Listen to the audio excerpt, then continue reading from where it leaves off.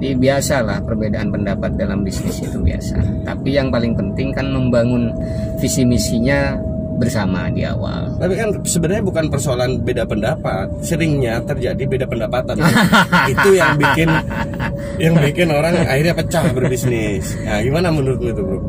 Ya, Assalamualaikum, selamat datang di channel Keluarga 537. Kali ini saya bareng temen lama, namanya Mas Fauzi. Dia pemilik kafe Mami Muda. Banyak lah, bisa dicari IG-nya. Terus dia kembangkan bisnisnya ke batik. Nama batiknya La Batik ya. Ntar orangnya kalem kayak gini, tapi sebenarnya lincah. Nah, hari ini saya nggak mau ke Mami Muda, nggak mau ke La Batik. Hari ini saya mau ke usaha barunya lagi, namanya Lacukir. Lacukir ini bergerak di bidang mebel ya, perkayuan. Jadi di sana ada bikin kerajinan dari kayu. Sudah mulai jualan belum, Bro? Sudah.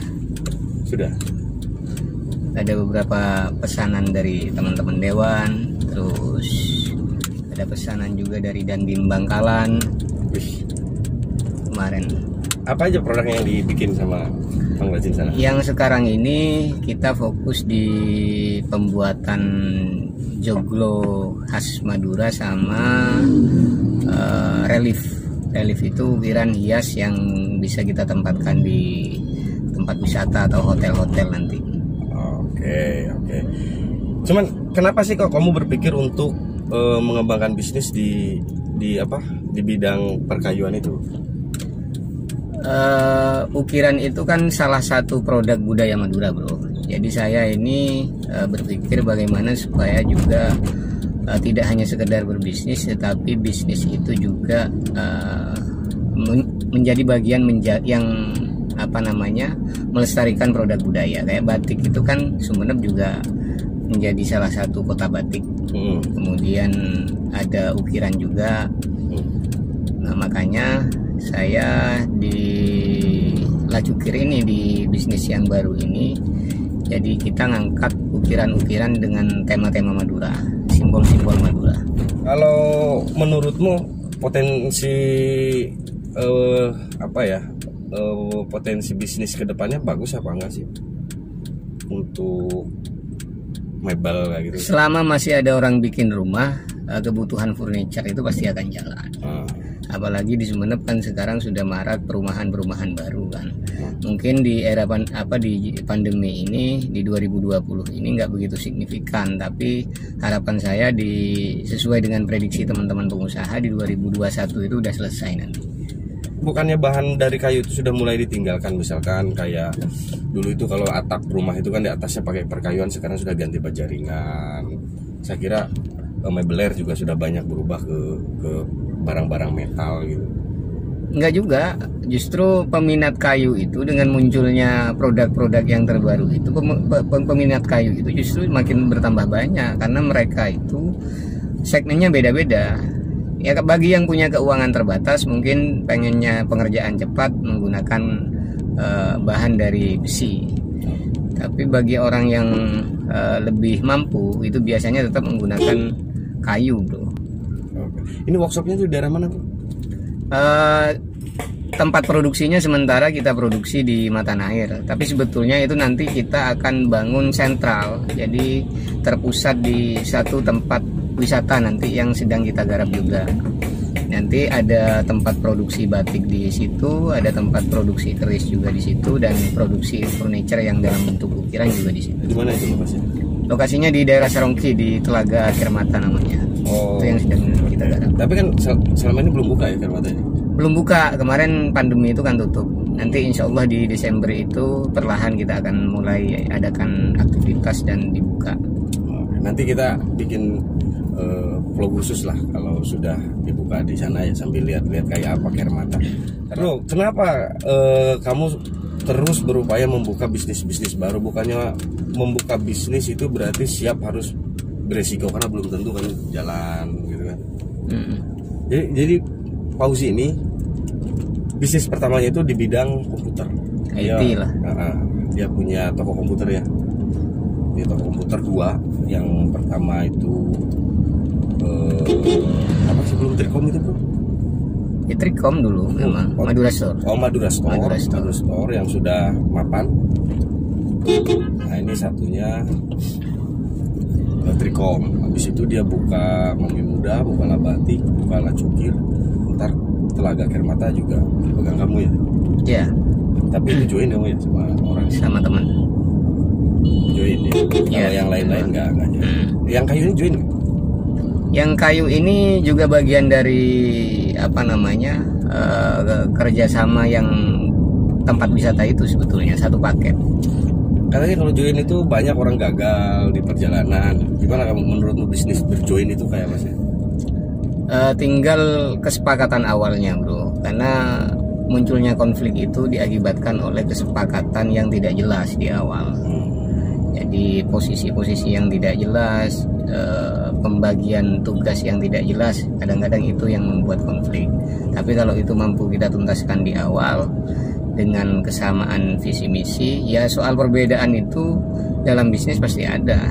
Justru yang seperti yang saya sampaikan tadi itu, bisnis itu makin berkembang ketika orang di dalamnya itu terjadi perdebatan yang dalam artian untuk memajukan bisnis secara bersama-sama.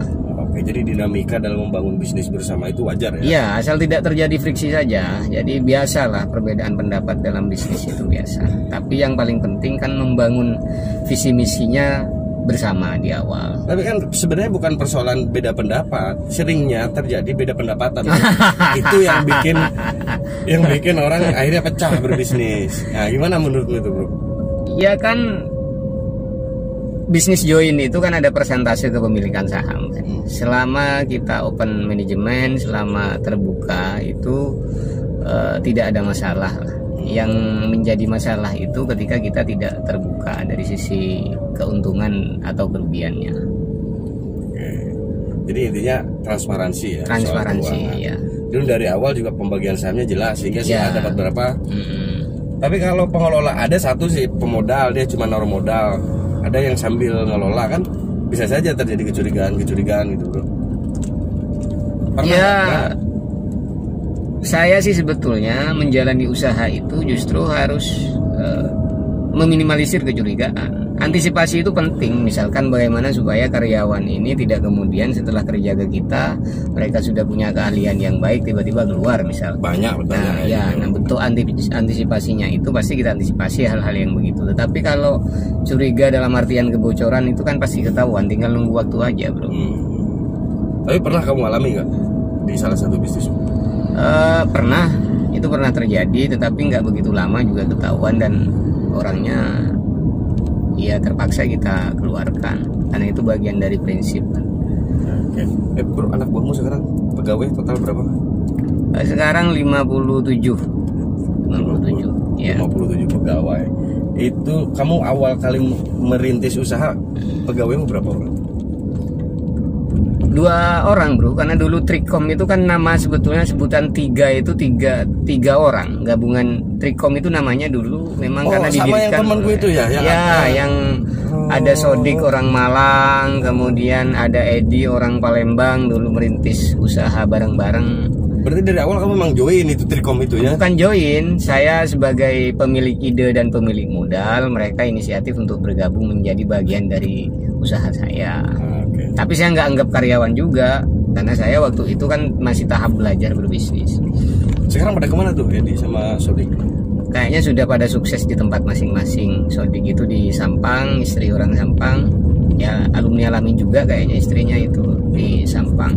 Mudah-mudahan Sodik bisa Sodik itu teman kuliahku tapi dia program reguler. Apa program plus itu. Tapi satu angkatan sama aku.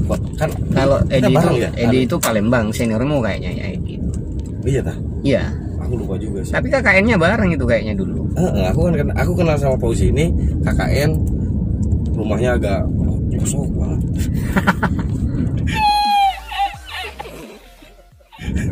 Bukan juga pelosok banget. Dan dia orang satu-satunya punya komputer di situ. Pada zaman Tahun itu. 2006 ya. 2006. Jadi kalau kita numpang komputer, Jadi pemirsa, saya sampaikan dulu waktu Ferry KKN di rumah itu numpang makan dan numpang kerjanya di tempat saya. Kan? Sombong amat. Karena saya satu-satunya pemuda di kampung itu, bahkan di kecamatan itu yang punya komputer dan punya kamera digital. Iya, bener. Jadi foto-foto dokumentasi KKN kita itu ya ada di saya semua. Ya. Dan tersimpan rapi. Jadi ketemu lagi diliatin foto-foto lama itu. Iya bener. Nih ini kita perjalanan agak nanjak, jalannya agak ke perbukitan. Ini ke tempat produksi kita. Saya kebetulan mendatangkan tukang itu gabungan. Saya gabungkan kan begini. Kenapa saya mendatangkan tukang dari luar sekarang? Nah, Ferry tanya tadi kenapa nggak kamu pakai tenaga ahli yang sudah ada di Madura banyak, di Karduluk misalnya. Nah, kalau kamu survei harga produk furniture yang bentuknya ukiran itu di Madura ini harganya jauh lebih mahal daripada di Jepara. Benar. Ya, karena apa? Kalau di Jepara sudah industri. Nah, sementara di sini kan dari sisi peralatan juga terbatas, pengelolaan bisnisnya juga masih tradisional. Nah, makanya saya berusaha untuk menggabungkan ilmu bagaimana kemudian di Jepara itu proses pengerjaannya bisa lebih cepat sehingga biaya operasionalnya bisa kita tekan. Tetapi nanti ke depan bukan tukang luar yang mau kita pakai. Ini tukang luar hanya sifatnya ngajari terkait tentang cara untuk memproduksi bahan-bahan itu atau barang-barang itu supaya lebih cepat. Nanti setelah ini ibaratnya mentraining lah, bertukar pengalaman lah dengan tukang-tukang di sini. Tapi untuk produknya sendiri nanti gaya ukirannya lebih ke Madura apa ke bawah Jepara? Kita tetap tidak meninggalkan ornamen atau kebiasaan Madura atau tekstur dan simbol-simbol Maduranya tidak hilangkan karena kita tetap yang dijual itu ciri khas Maduranya. Berarti mereka harus beradaptasi dengan karya yang mau mereka buat. Iya, jadi konsepnya dari kita, Fer. Tukang Jepara itu hanya full pengerjaan saja. Kalau ide konsep itu dari kita, ornamen apa yang mau dimasukkan, simbol-simbol apa saja yang mau ditonjolkan itu dari kita semua. Saya kan di Labatik itu kan tempatnya itu menggunakan kotak dari kayu ukir kan. Nah, itu contohnya. Kalau saya produksi di sini itu harganya 250.000 satu kotak itu. Satu kotak itu. Tetapi kalau saya coba kemarin suruh buat ke pengrajin yang dari luar itu, dari Jepara itu kemarin dibuat di sini biayanya sekitar 60 ribuan. Wih, jauh banget ya. Iya. Berarti selama ini kalau kamu jual batik harga 2 juta, bersihnya itu ke kamu cuma 1.750.000 ya? Loh iya. Karena kepotong. Itu kenapa kita pakai kotak, karena kita juga apa istilahnya pemberdayaan kan, Fer. Kita yang kita jual itu tidak hanya produk batiknya saja, tetapi kan bagaimana produk ukiran Madura ini juga orang bisa tahu. Di sana ada tempat fencing nggak? Ada. Iya. Nah ini kita udah nyampe. Ntar kita turun dulu ya.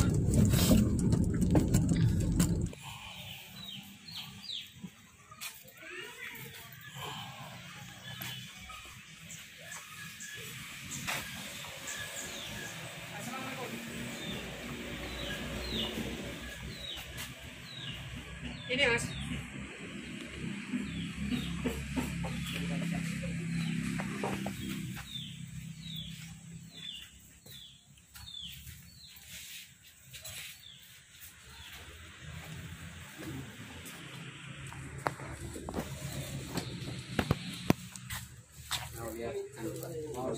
Mau lihat proses.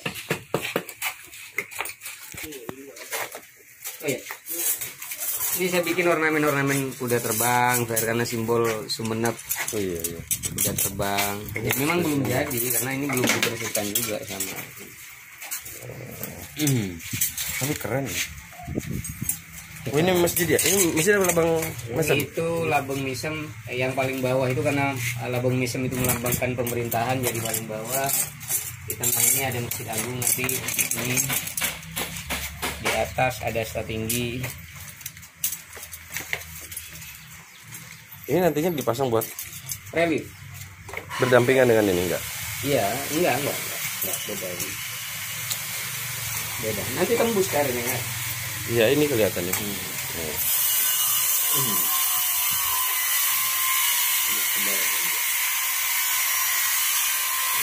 Saya perkirakan antara 1,5 bulan Baru selesai. dari selesai.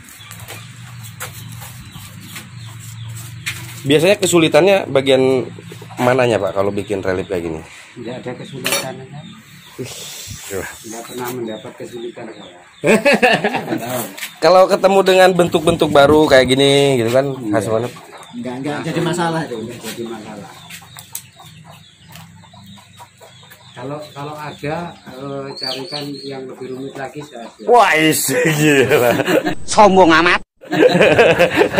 Asal ada acuan, misalnya foto atau gimana. Saya ditunjukin foto sama polisi gambar perempuan, wajah. Ada masalah ya. Bisa? Bikinan saya itu memang. Oh, patung-patung. Tapi harus ngasih nyawa sampai nanti di akhirat. Malah di sana enak batik. Nyawa saya sana bebas. Batiknya agak kelihatan. Batik. Foto Pak nanti ya. Kalau ini tanaman ya Pak ya? Iya. Pohon. Ini kan sulur Batik di bawah. batiknya di bawah nih. Sudah. Kemudian swastika, Fer. Oh, iya Di ini Masjid Agung. ini yang ada di Masjid Agung ya. Oh, Itu sudah. ini nggak susah Pak sampai ngukir di bawahnya ini. Kalau udah susah ya cepat Mas. Rata itu. 1 minggu cuma segini kan. Terima kasih sudah menonton video ini. Jangan lupa subscribe, share, like, dan komen.